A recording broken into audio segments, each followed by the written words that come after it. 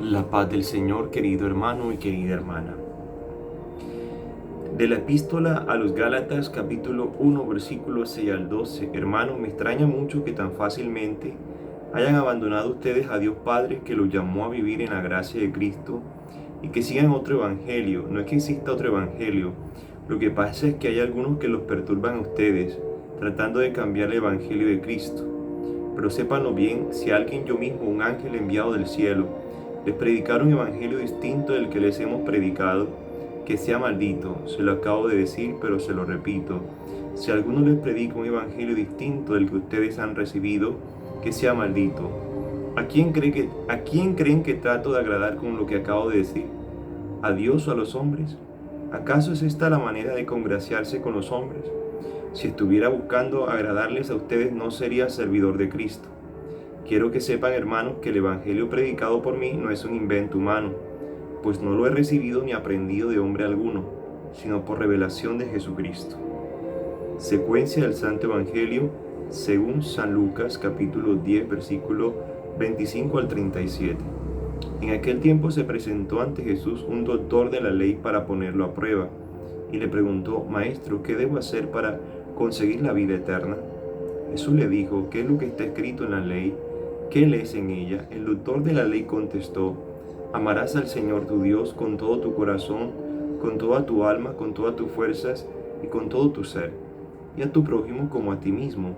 Jesús le dijo: Ha contestado bien, si haces eso vivirás. El doctor de la ley, para justificarse, le preguntó a Jesús: ¿Y quién es mi prójimo? Jesús le dijo: un hombre que bajaba por el camino de Jerusalén a Jericó cayó en manos de unos ladrones, los cuales lo robaron, lo hirieron y lo dejaron medio muerto. Sucedió que por el mismo camino bajaba un sacerdote, el cual lo vio y pasó de largo. De igual modo, un levita que pasó por allí lo vio y siguió adelante. Pero un samaritano que iba de viaje, al verlo, se compadeció de él, se le acercó, ungióle sus heridas con aceite y vino y se las vendó. Luego lo puso sobre su cabalgadura, lo llevó a un mesón y cuidó de él. Al día siguiente sacó 2 denarios, se los dio al dueño del mesón y le dijo: Cuida de él y lo que gastes de más te lo pagaré a mi regreso. ¿Cuál de estos 3 te parece que se portó como prójimo? Fantásticas lecturas de hoy.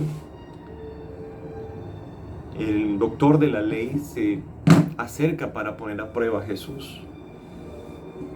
Igual Jesús le responde con amor, con amabilidad, porque Jesús aprovecha cada momento para enseñarle no solamente a sus amigos y a sus allegados o los que lo aceptan, sino también a sus detractores, sus enemigos, los que lo persiguen, que aprovechen todos el conocimiento divino. Y por supuesto que lo van a aprovechar más los elegidos, los que aman a Jesús. Pero igual Jesús también quiere darles su parte de oportunidad a los que siempre han ostentado un corazón duro, como es el pueblo judío, como hemos reflexionado a la luz del domingo en la lectura de la viña del Señor, que el Señor ha hecho todo para arreglar a Israel, para ablandar su corazón, para conquistarlo, pero Israel insiste en ser duro, de dura cerviz, y lo ha demostrado. El Señor le responde bellamente que está escrito en la ley, y este doctor de la ley pues le responde con tesis doctoral, sí, le responde específicamente, y Jesús lo alaba.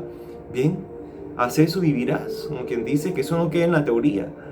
Y bueno, insiste el doctor de la ley para justificarse, sigue con la soberbia, le pregunta: ¿y quién es mi prójimo? Y Jesús aprovecha para enseñarnos a todos nosotros, da una catequesis, pero mejor dicho, profunda, de cuál es la realidad del prójimo. Jesús le dijo, a través de un recuento: un hombre que bajaba por el camino de Jerusalén a Jericó. ¿Qué significa Jerusalén? Ciudad de paz. ¿Qué significa Jericó? Luna.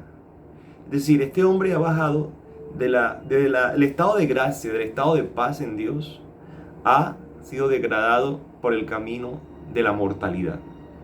En ese mismo camino de Jerusalén a Jericó va un sacerdote y un levita. Es decir, el sacerdote y el levita también van por el camino de la blasfemia, digámoslo así, de la contradicción. No van a ser, si van a Jerusalén, irían a la gracia de Dios, al monte de Dios, pero van a Jericó, a la luna. es decir, a la mortalidad, se van degradando cada vez más el sacerdote, el levita, y no hacen nada para remediar eso porque tienen la oportunidad de encontrarse con un hombre que está medio muerto y no se ganan la misericordia de Dios, la gracia de Dios a través de la misericordia. Porque prójimo no es solamente mi pariente, es aquel que practica misericordia con aquel allegado. Ese es el verdadero prójimo. Entonces, eso es lo que nos quiere dar a entender el Señor. Este hombre que yace medio muerto es apaleado por unos ladrones que representan a los ángeles de las tinieblas, los demonios. ¿Qué es lo que vino a hacer el demonio? Dijo Jesús: matar, destruir y robar. Y es lo que le pasa a este hombre, que realmente recibe una paliza, ¿sí? Lo deja medio muerto, significa que en ese camino del pecado aún todavía hay esperanza de que ese hombre todavía se recupere, porque al parecer atacan su parte humana, pero el alma, que es inmortal, puede todavía tener la oportunidad de recibir la gracia de Dios. Entonces estamos hablando ahí de cuerpo y de alma también, de la parte humana y de la parte divina que tenemos nosotros los hombres, porque ese hombre, el texto dice, un hombre que bajaba, dice, mira que el Señor no empieza diciendo, érase una vez un hombre, no. Ese hombre representa a la humanidad, representa a Adán, nuestra realidad de debilidad. Entonces, ¿quién tiene que bajar para rescatar a este hombre de sus heridas, para sanarlo? El mismo Hijo de Dios, que quiso ser representado a través de un samaritano lejano, en su propia tierra lejano. Esa es la realidad. Jesús está como si fuera un extranjero en su propia tierra y creador del universo. Este hombre samaritano que representa a Jesús unge sus heridas con aceite y vino y se las venda. ¿Qué significa el vendaje? La represión del pecado. Jesús reprime el pecado, reprime al pecador con una nueva justicia más rigurosa que se ve representada en el vino. El vino es el rigor de la justicia y la unción significa el crisma con el que se perdonan los pecados de reconciliación, ¿sí? Podríamos también trasladarlo a la cruz.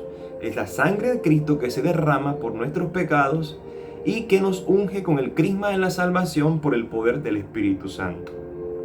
Lo pone en su cabalgadura, lo monta en su bestia, que significa el Hijo del Hombre asume nuestra condición de carne mortal para redimirnos de los pecados. Lo llevó a un mesón. Podemos estar hablando del santo sacrificio, de la santa misa, del santo calvario, que cuida de nosotros, que nos restaura, que nos repara, que nos hace de alguna manera reclamar la consignación, por decirlo así, bancaria que Dios ha depositado en nosotros. Saca 2 denarios al día siguiente.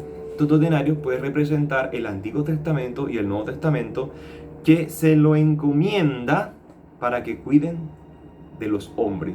Entonces, a los discípulos se les encomienda la interpretación y la enseñanza del Antiguo y Nuevo Testamento, que ayuda a los hombres a repararse de sus pecados. El conocimiento de Dios va haciendo que lo amemos más, que vayamos dejando el pecado.